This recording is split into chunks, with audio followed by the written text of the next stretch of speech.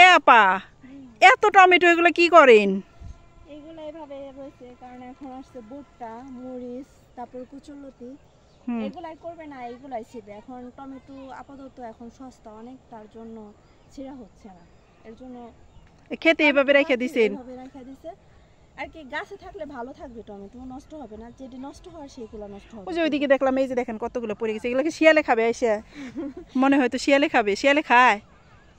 আমি একটা ছিঁড়ে ফেলছি। এই যে গরু ছাগলও খায় না। গরু ছাগলও খায় না? না। ও আচ্ছা, মানুষই খায়। দেখছেন কত টমেটো, কতই। আপনাদের একটা টমেটো ক্ষেত দেখাতে, দেখেন কি হারে টমেটো গুলো পাইকা রয়েছে, দেখেন।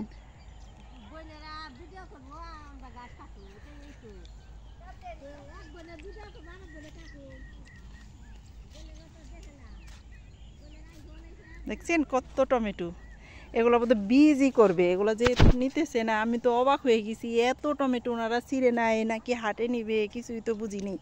একটা টমেটো আমি ছিঁড়ি, জানি না কার ক্ষেত এটা, আসছি দেখছেন টসটসা, একদম পাকা টসটসা, ছিঁড়ে গেছে। এটা কার ক্ষেত কি ক্ষেত জানি না। ওই যে দেখেন যেদিকে চোখ যায় ওইদিকে টমেটো ক্ষেত, টমেটো ক্ষেত।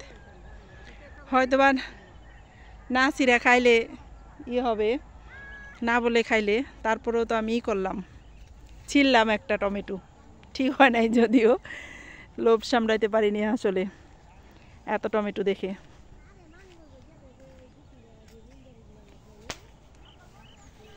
এই যে দেখেন কত টমেটো।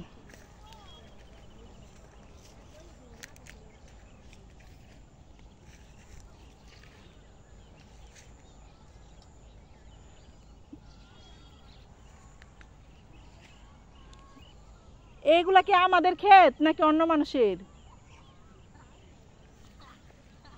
এই যে কত টমেটো, মনে হয় আমার বাবারই, কিন্তু আমি চিনি না। দেখ কত টমেটো পড়ে আছে।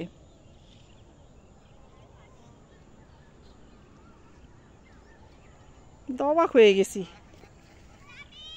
এই যে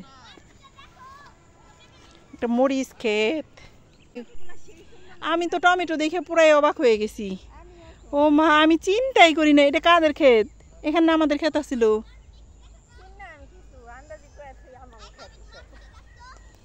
মরিচ, মরিচ ক্ষেত তো মনে হয় এটা আমাদের না, কোনটা? এই যে কি সুন্দর, দেন কেমন মরিচ ধরছে একটু দেখান। এই যে মা, দেখছেন কত মরিচ।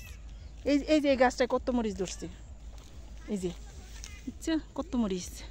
ওই আল্লাহ, এইটাই তো এর মরিচেরই ঝাঁকড়া, দেখছো মরিচের ঝাঁকড়া। এটাই দেখেন না, কোনটা? আপনি ওটা থেকে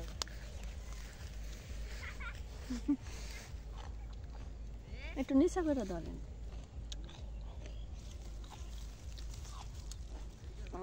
একটা টমেটো আমি ছিঁড়ছি, ওই যে আমি ছিলাম কয়টা, 4টা।